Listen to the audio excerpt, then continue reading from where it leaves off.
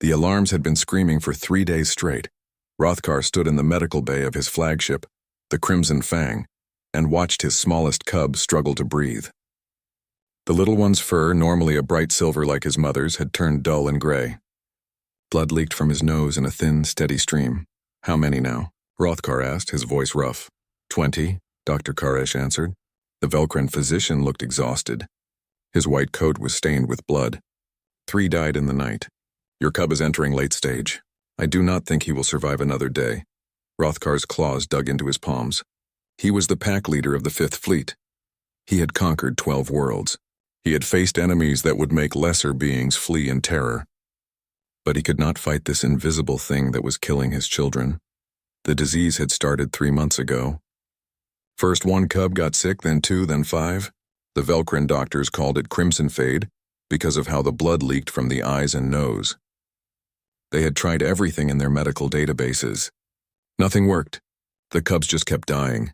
It is spreading, Karesh continued. We received reports from the 2nd Fleet, 40 cubs sick. From the colony on Vesh Prime, 60 more. This disease is killing our future. Hrothgar looked at his cub again. The little one opened his eyes for a moment, trying to focus on his father's face. Then he coughed and more blood came up. Contact the humans, Hrothgar said quietly. The medical bay went silent. Every Velcran in the room turned to stare at him. Pack leader, Karesh said carefully. The humans are not warriors. They are weak. Their medicine is primitive compared to ours. What could they possibly do that we cannot? They can try, Hrothgar growled. My cub is dying. All our cubs are dying. Our pride means nothing if we have no children to carry on our packs. His mate, Silverblade, stood in the corner of the medical bay. She had not left their cub's side for 2 days. Now she walked forward, her eyes fierce. You would bring humans here? To our flagship? They will see our weakness. They will know we failed our young. I already know we failed, Hrothgar said. I watch it every moment I stand here. Make the call. The communication officer was a young warrior named Vesh. His ears flattened against his head as he spoke. Pack leader, the humans may not come. We have never been allies. We have called them soft and weak. Why would they help us? Because they are soft, Hrothgar said bitterly.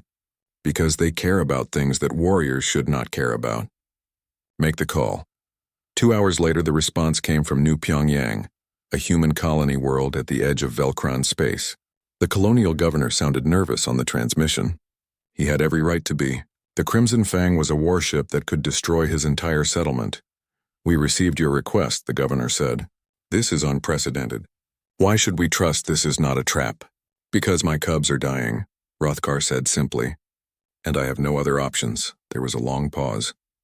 Then a new voice came through the speaker. It was calm and steady.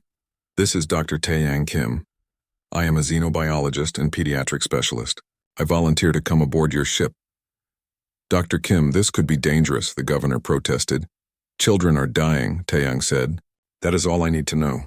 I will need to bring my nurse, Minji Park, and medical supplies. We can be ready in 1 hour. Hrothgar felt something strange in his chest. He realized it was hope, small and fragile as a newborn cub. You will have safe passage, Hrothgar promised. On my honor as pack leader. The hour passed slowly. Hrothgar spent it with his cub, holding the small paw in his large clawed hand. Silverblade sat on the other side, singing the old pack songs in a voice that shook. Finally, the shuttle arrived. Hrothgar went to the docking bay to meet the humans personally. He needed to see what kind of being would volunteer to board a Velcran warship to save alien children. The airlock opened. 2 humans stepped out. The first was a male shorter than any Velcran warrior with dark hair and tired eyes. He wore simple blue medical clothing and carried 2 large cases of equipment. This was Taeyang. Behind him came a female with her hair tied back and the same blue clothes. She carried more equipment and looked around the docking bay with careful attention. This was Minji. They were so small, so fragile-looking. Hrothgar's warriors towered over them. Some of the younger warriors growled low in their throats, insulted that their pack leader had called these weak creatures for help. Taeyang looked up at Hrothgar without any fear in his eyes. You must be the pack leader, Taeyang said. Take me to the cubs now. Not, please take me. Not if it is convenient. Just a direct order. As if Taeyang had every right to command a Velcran pack leader on his own ship. Rothkar was so surprised he almost laughed. Then he nodded. Follow me. They walked through the corridors of the Crimson Fang. The ship was built for war. Everything was dark metal and sharp edges. Red lights cast shadows everywhere. Velcron warriors stepped aside as their pack leader passed, but they stared at the humans with hostile eyes. Minji moved closer to Taiyang. He did not seem to notice the stares. His eyes were focused forward, his jaw set. They reached the medical bay. Taiyang stopped in the doorway, looking at the 20 cubs lying in medical beds. Some were crying. Some were too weak to make any sound. All of them had blood on their fur. How long have they been sick? Taiyang asked. 3 months, Koresh answered. We have tried every treatment protocol, every antiviral, every immune booster, every experimental therapy. The disease resists everything. Taiyang set down his cases and walked to the nearest cub. He knelt beside the bed, making himself even smaller, and touched the cub's paw gently. I am sorry you feel so bad, Taiyang said softly to the cub. We are going to try to help you. Then he stood and turned to Minji. His voice became professional and quick. Start taking blood samples from every cub. I need tissue samples too. Get detailed medical histories from the parents. When did symptoms start? What did they eat? Where were they when they got sick? Everything. Yes, doctor, Minji said, already moving to work. Taiyang looked at Rothkar. I need to examine your cub first. He is the worst? Yes, Rothkar managed to say. The human doctor walked to Rothkar's smallest cub and began a careful examination. His hands were gentle as he checked the cub's eyes, ears, mouth. He used a small device to scan the cub's chest. He asked quiet questions that Koresh answered with increasing irritation. After 30 minutes, Taiyang straightened up. He looked at Rothkar with serious eyes. I cannot promise I can save them, Taiyang said honestly, but I will try everything I know. I will not give up as long as they are still breathing. That is all I ask, Rothkar said. What the pack leader did not say was this. He was watching how this small human touched his dying cub. So careful, so gentle. Like the cub mattered. Like saving one small life was worth traveling into danger. Maybe the Velcrans had been wrong about humans. Maybe being soft was not the same as being weak. Taiyang turned back to the cubs and rolled up his sleeves. Let us begin, he said. For 6 hours, Taiyang and Minji worked without stopping. Minji drew blood from every sick cub, her hand steady despite the parents watching her with hostile eyes. She labeled each sample carefully and stored them in the portable analyzer they had brought.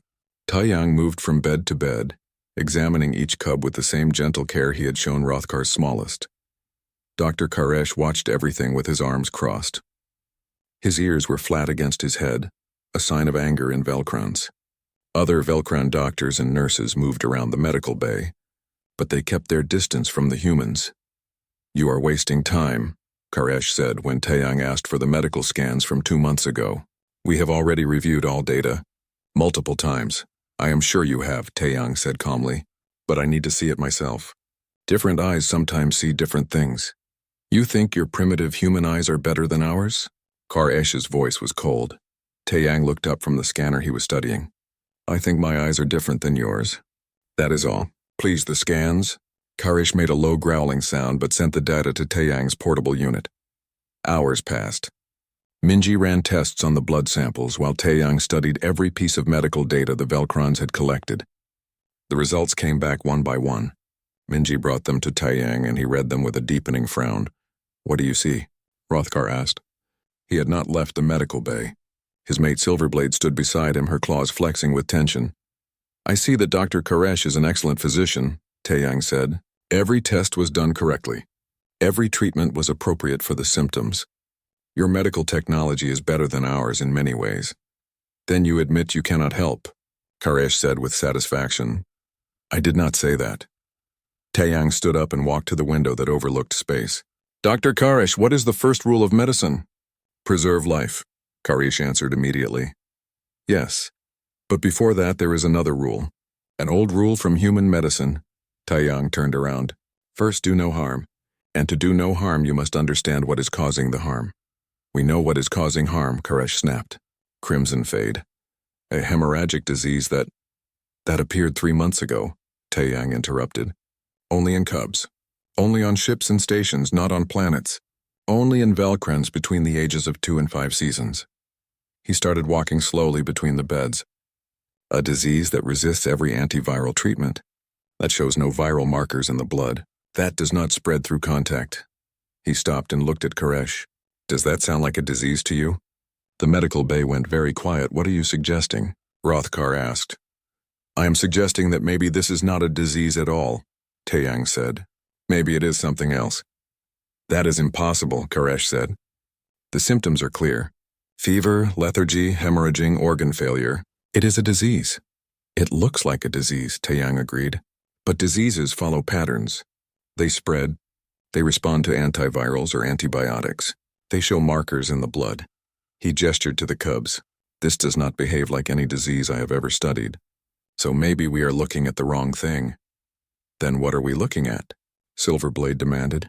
Her voice was sharp with fear and anger. I do not know yet, Taeyang admitted. But I need to find out.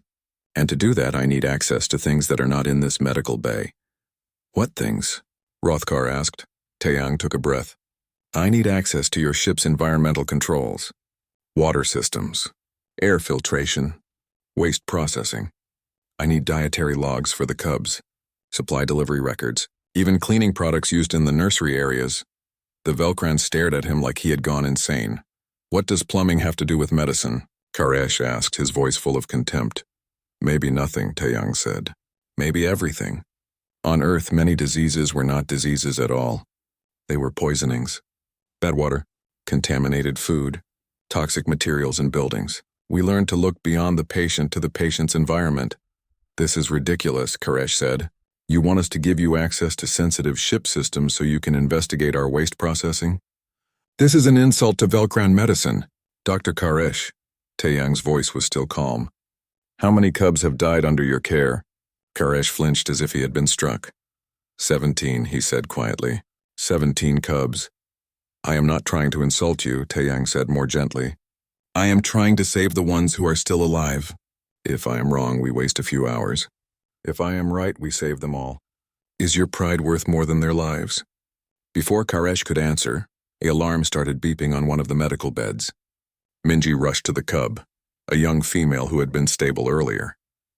Now she was seizing, her small body shaking violently. She is crashing, Minji called out. Taeyang. Taeyang ran to the bed.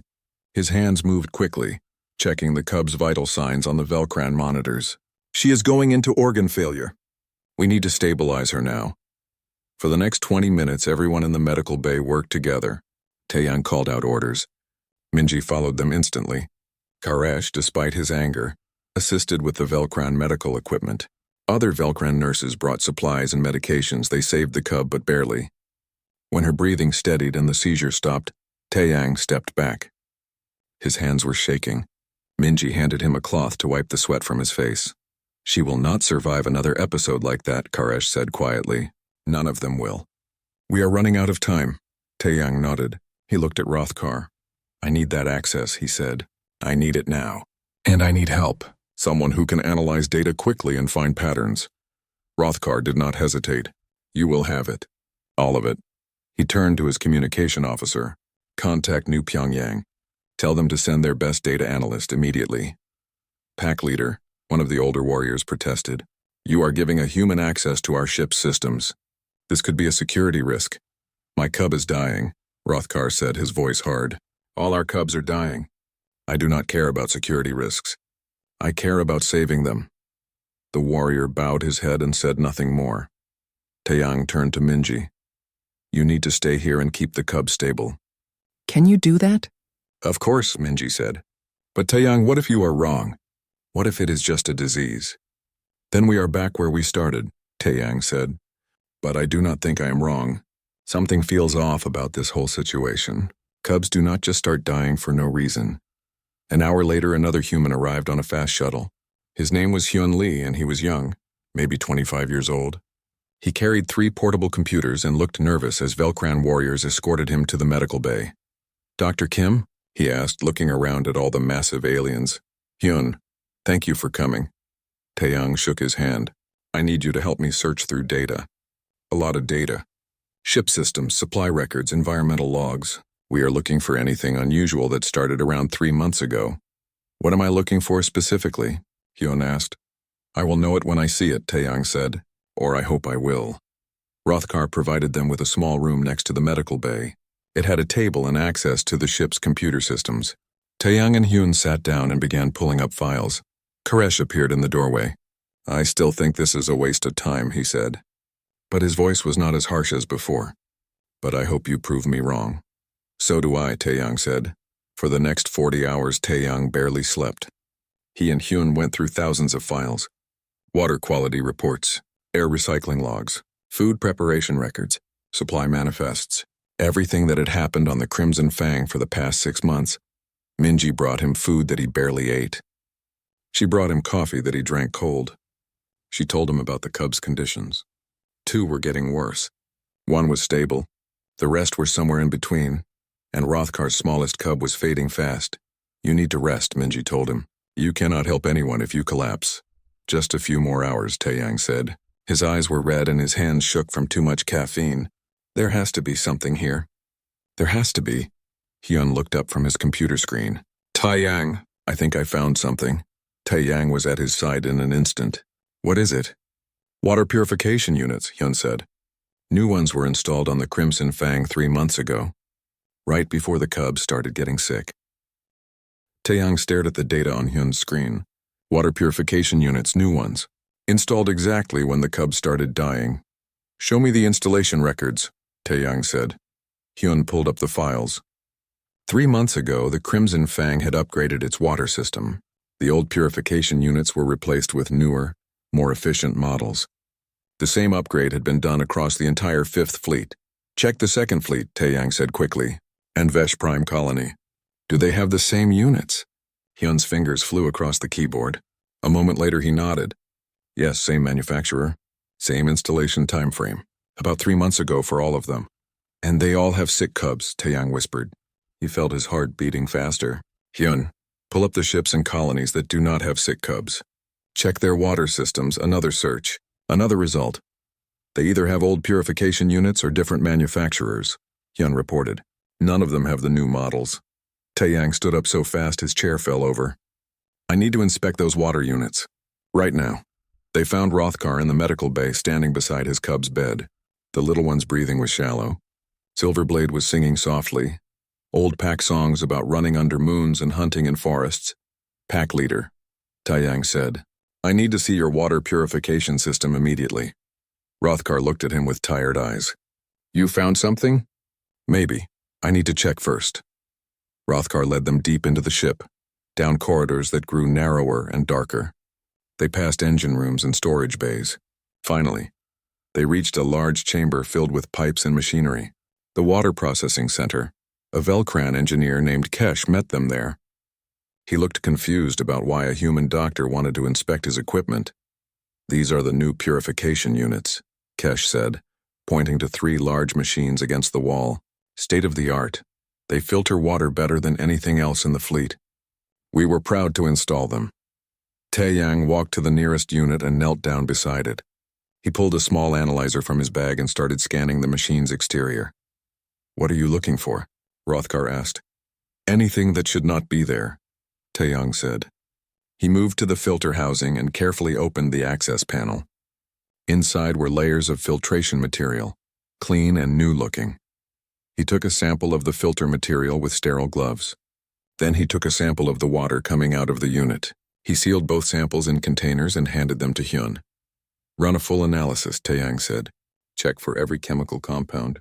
I want to know everything that is in these samples, even trace amounts. That will take 2 hours, Hyun said. Then we wait 2 hours. They went back to the small room where Hyun's computers were set up. Taeyang paced while the analysis ran. He could not sit still. Something was there. He could feel it. Minji came in with an update. Rothkar's cub is worse. His breathing is failing. I do not think he will last much longer. Taeyang closed his eyes. We are close. We are so close. Close to what? Minji asked. To understanding what is killing them. Finally, Hyun's computer beeped. The analysis was complete. Hyun pulled up the results and started reading through the list of compounds. Water, obviously. Minerals, normal levels. Oxygen content, normal. Trace amounts of... He scrolled down. Wait, what is hexavine 7? Taeyang grabbed the computer. There it was in tiny amounts. Hexavine 7, a compound used in manufacturing. It helped bind the materials used to make the purification filters. How much? Taeyang asked. Very little. Parts per million. It should be harmless. 2 adults, maybe. Taeyang's mind was racing. Hyun, pull up information on Hexavine 7, chemical properties, toxicity, everything. The information came up on screen. Hexavine 7 was considered safe for most species. It passed through adult bodies without any problems. But there was a note at the bottom of the file. May accumulate in developing livers of young organisms, Hyun read aloud. Can cause organ damage with prolonged exposure in children under age 5. The room went silent. It is not a disease, Taeyang said slowly. It is poison. Slow poison. The cubs have been drinking water with this compound for 3 months. Their livers cannot process it. It builds up in their bodies, and eventually it kills them. He ran back to the medical bay with Hyun and Minji right behind him. Rothkar looked up when they burst through the door. It is the water, Taeyang announced. The new purification units leak a compound called Hexavine 7. Adults can handle it. Cubs cannot. It has been poisoning them slowly since the units were installed. Dr. Karesh came forward, his expression shocked. But we tested the water. It was clean. You tested for bacteria and known toxins, Taeyang said. You did not test for manufacturing compounds because you had no reason to. Why would you? The units were brand new and certified safe. Safe for adults, Karesh said quietly. He looked at the cubs lying in their beds. We poisoned them. We installed new equipment to give them better water, and we poisoned them. You could not have known, Taeyang said. The manufacturer did not know. No one tested how this compound affects developing Velcran cubs specifically. Rothkar's voice was hard. Can you fix it? Can you save them? Yes, Taeyang said. But I need to act fast. First, we stop using water from those units immediately. Switch to emergency reserves or bottled water. Second, we need to remove the compound from their bodies. Third, we repair the damage to their organs. How do we remove it? Karesh asked. Chelation therapy. We use chemicals that bind to the toxin and help the body eliminate it. It is common treatment for heavy metal poisoning in humans. I have the base compounds in my medical kit, but I need to modify them for Velcran biology. He turned to Karesh. I need your help. You know Velcran physiology better than I do. We need to work together. For the first time, Karesh nodded with respect. Tell me what you need. They worked through the night. Taeyang and Karesh developed a treatment protocol. Minji prepared the medications. Hyun contacted the other ships and colonies to warn them about the water units. The hardest part was making enough chelating agent. The compound Taeyang needed was not in the Velcran medical supplies. It was specific to human medicine. I can synthesize it, Karesh said, but it will take time we do not have. Taeyang looked at the cubs. Rothkar's smallest was barely breathing now. 2 others were close to organ failure. There is another way, Taeyang said slowly. Human blood plasma contains proteins that can bind to toxins. If we modify it correctly, we can use it as a base for the chelating agent. Human blood? Silverblade stepped forward. You want to put human blood into Velcran cubs? Not whole blood. Just the plasma, modified and purified. It will not make them human. It will just help remove the poison. This is dangerous, Karesh said. Mixing human and Velcran biology. We do not know what will happen. We know what will happen if we do nothing, Taeyang said. They die. All of them. He rolled up his sleeve. I will donate first. Use my plasma to treat Rothkar's cub. If it works, we can get more donors. Rothkar looked at his mate. Silverblade looked at their dying cub. Then she nodded once sharply. Do it, Rothkar said.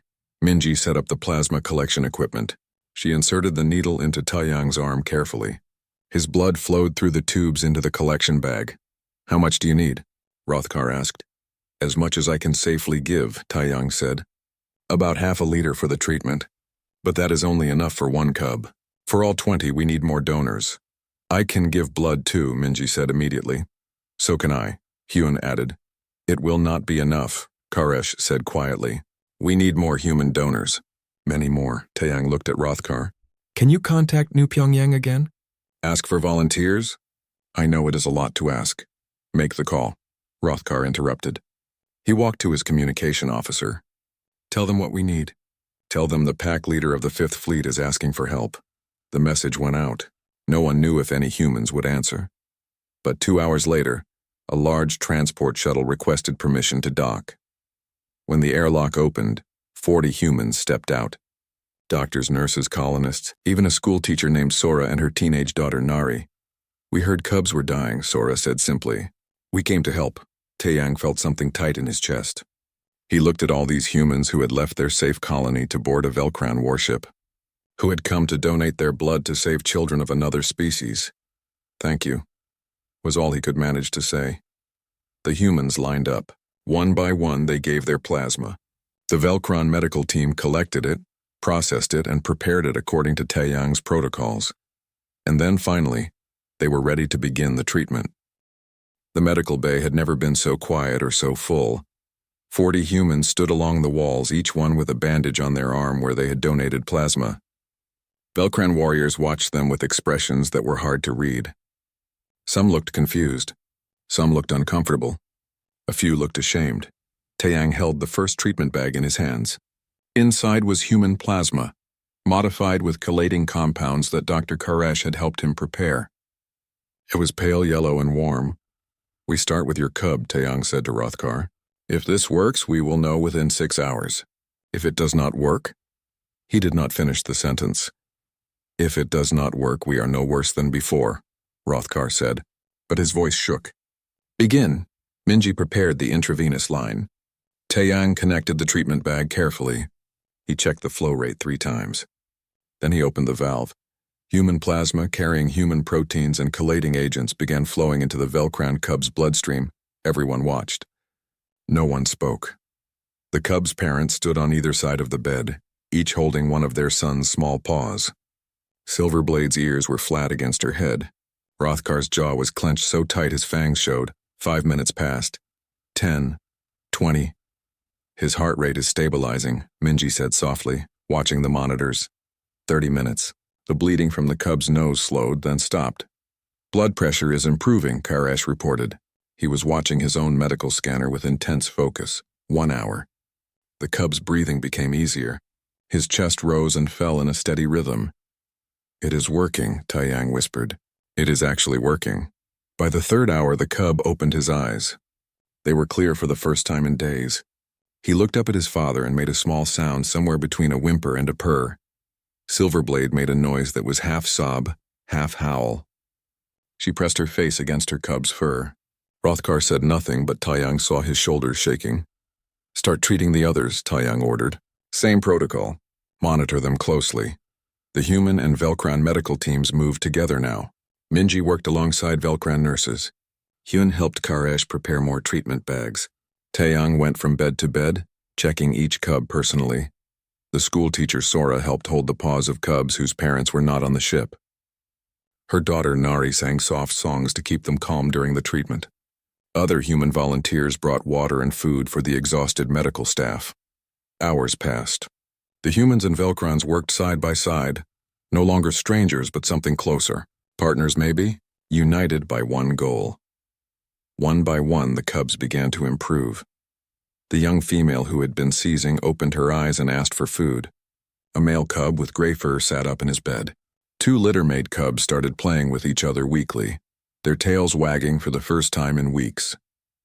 By the 2nd day, 15 cubs were out of danger. By the 3rd day, all 20 were recovering. Not one died. Taeyang sat in the corner of the medical bay, exhausted beyond anything he had ever felt. Minji brought him water and made him drink it. His hands were shaking from lack of sleep. "You did it," she said. "You saved them all." "We did it," Taeyang corrected. "All of us," Koresh approached them.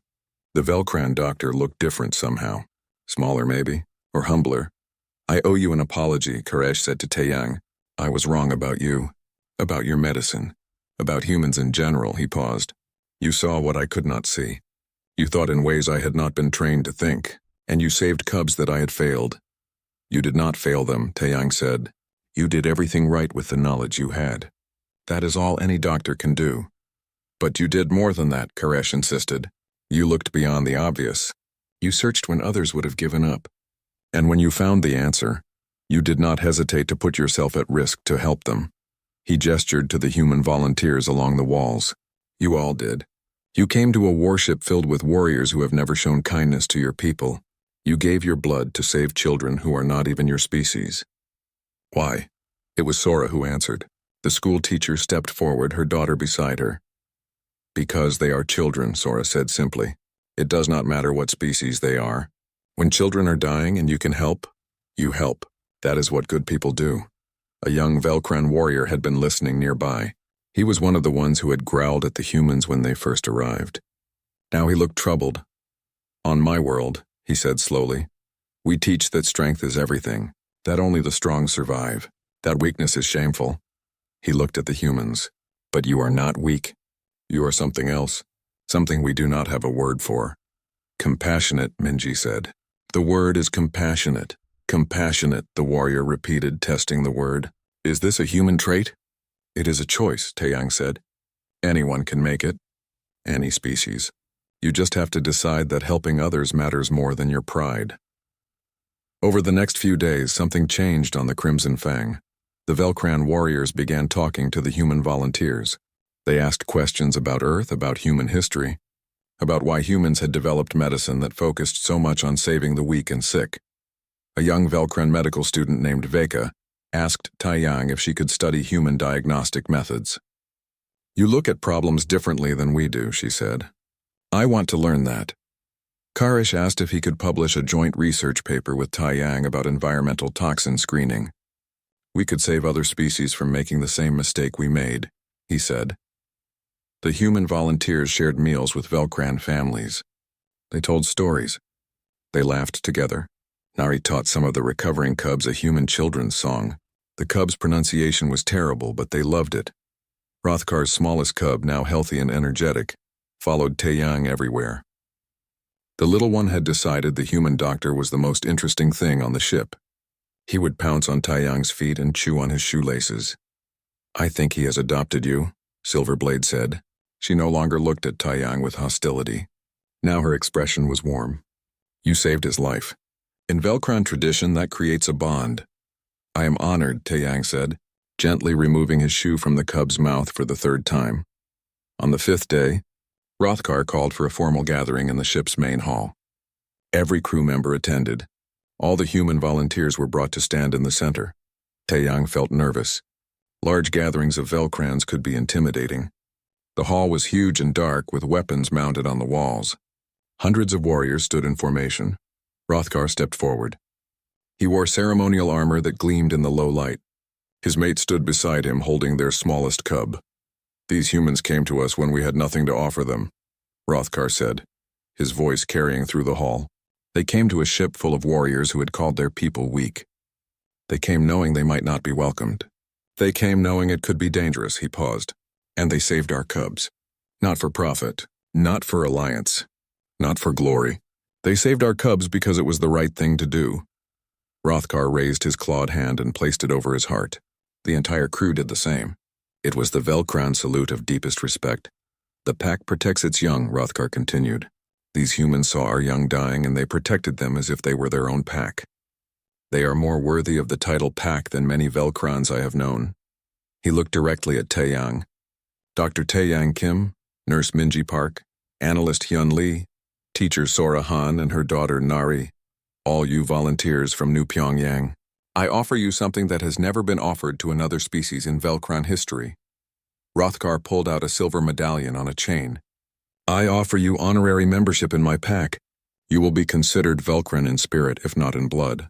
You will have our protection, our loyalty, our friendship. For as long as you live. The hall erupted in howls. Not aggressive howls, but something else. Something that sounded like acceptance. Taeyang did not know what to say. He looked at Minji, who had tears in her eyes.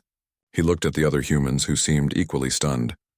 We accept, Taeyang finally said. We are honored. Rothkar placed the medallion around Taeyang's neck. This is the Crimson Fang medal. No human has ever received it. Wear it with pride.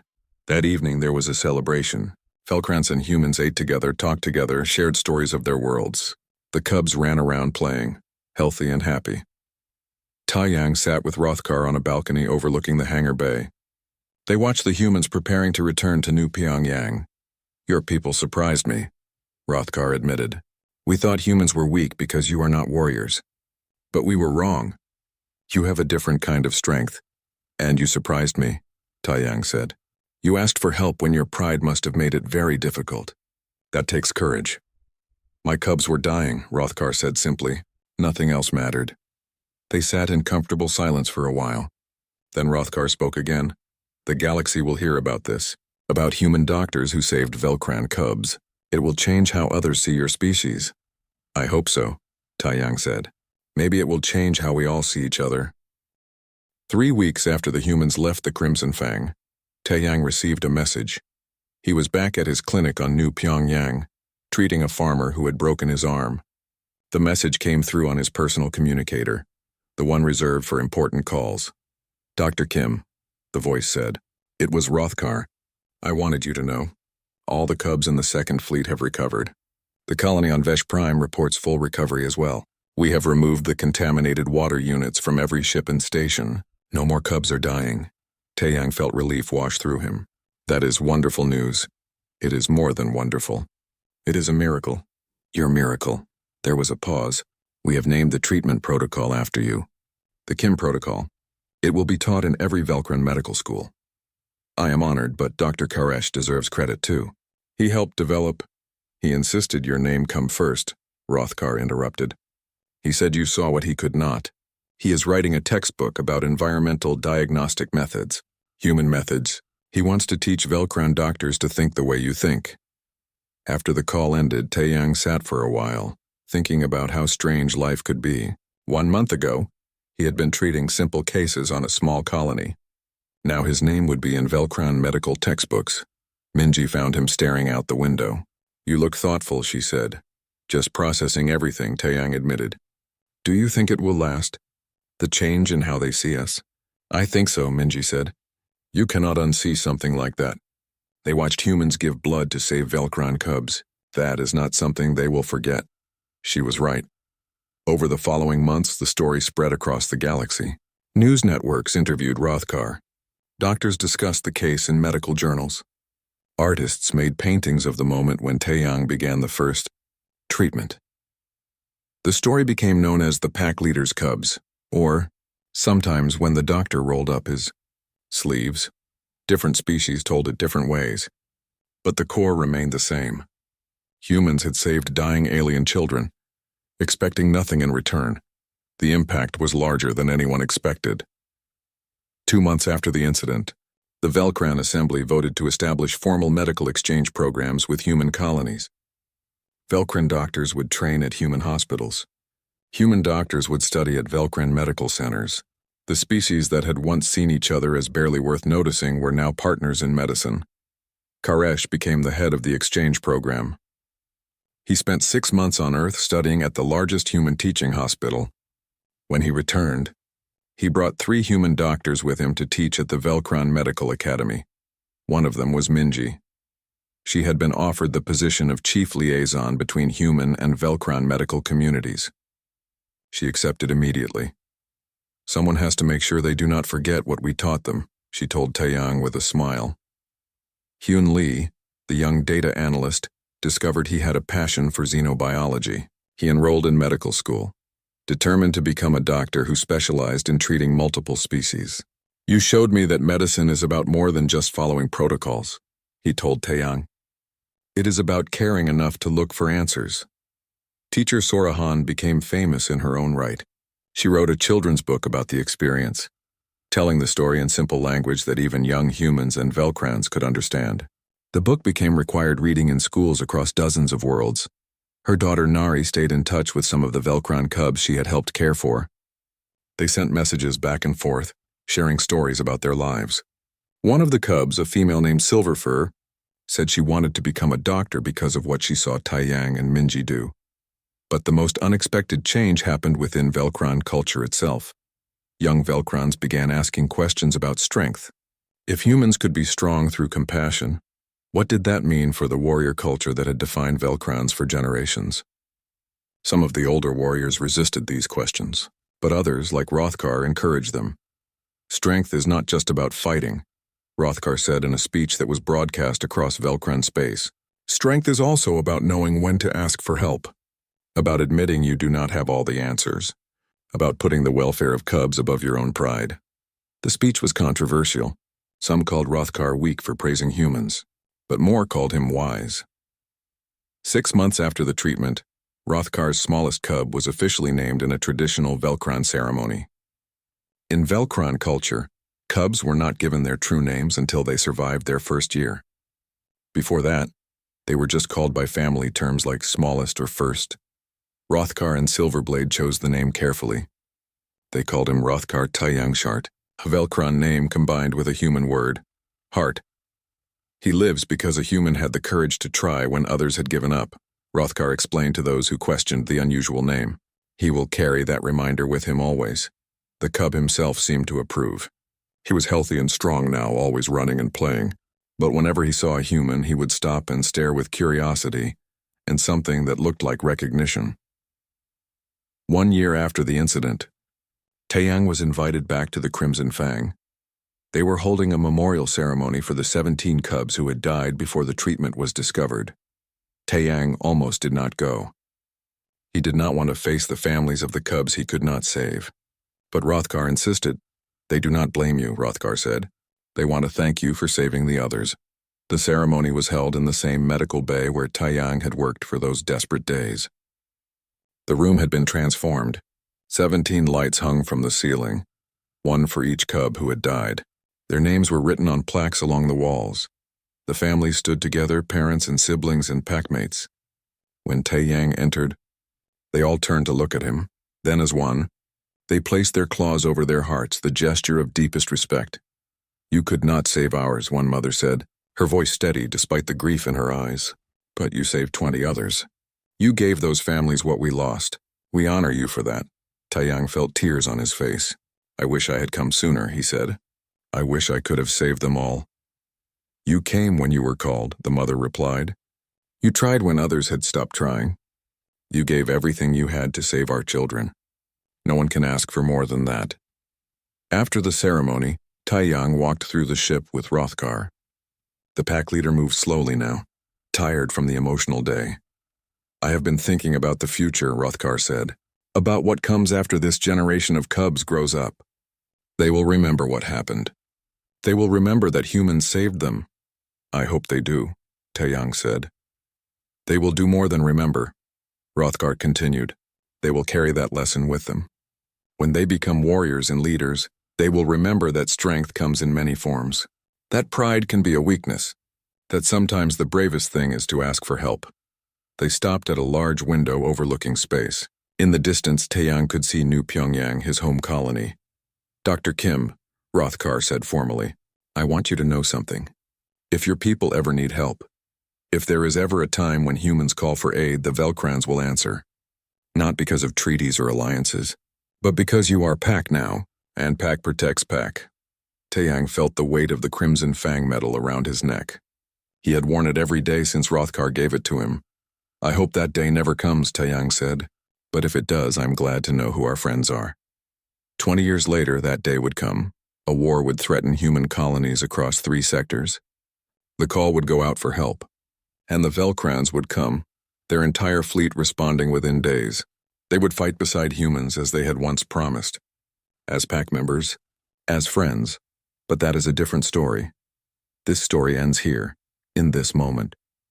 With a human doctor and a Velkran pack leader looking at the stars together, with cubs playing healthy in the corridors behind them, with 2 species learning that sometimes the greatest strength is not in fighting, but in caring enough to save a life. Rothkar's smallest cub ran up to them, tugging on Taeyang's pant leg. The little one held up a toy and chirped happily, wanting to play. Taeyang knelt down to the cub's level. "Hello, Tayangshardt," he said gently. "What do you have there?" The cub showed him a toy shuttle, like the one that had brought Taeyang to the Crimson Fang all those months ago. The cub made it fly through the air, zooming and diving.